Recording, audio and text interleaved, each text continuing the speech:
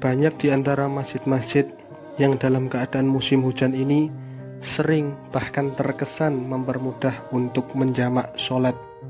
Mereka dengan mudahnya mengeluarkan fatwa-fatwa tanpa mengetahui hukumnya. Mereka dengan mudahnya menjamak, mempermainkan suatu dalil. Mereka hanya belajar teksnya saja tanpa mengetahui konteksnya. Tidak pernah terlepas suatu dalil, melainkan selalu mengikuti konteks kejadian di setiap dalil yang ada pada Rasulullah Shallallahu Alaihi Wasallam. Mereka hanya mengambil teksnya saja tanpa mengerti hukum-hukum yang harus dijalankan setelah mereka mengambil teksnya. Di dalam kitab Ta'rirat Sadidah dijelaskan bahwa boleh menjamak sholat saat hujan atau namanya jamak bil matar dengan syarat-syarat sebagai berikut. 1. Harus dijamak dengan jamak takdim, tidak boleh dengan jamak takhir, karena dikerjakan pada awal sholat, yaitu sholat zuhur atau sholat maghrib.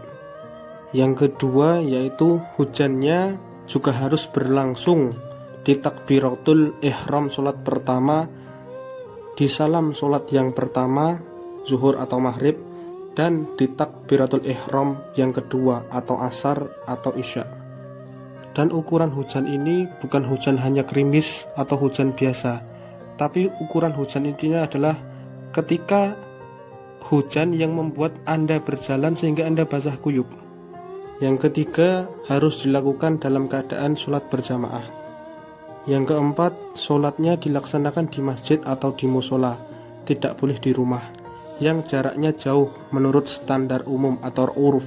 Jadi jaraknya saja sudah ada syarat-syarat jaraknya, yang sekiranya bakal merepotkan seseorang ketika berjalan menuju masjid.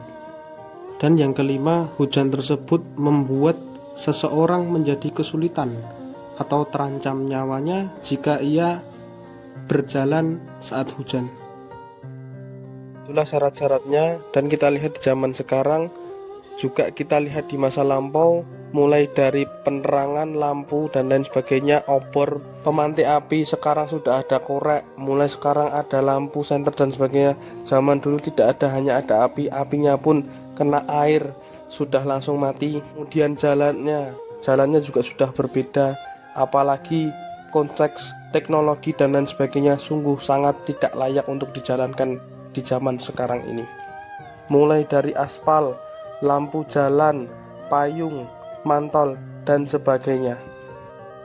Kata para ulama, untuk jamak bil matar ini boleh sesekali saja untuk menutup sunnah Rasulullah SAW.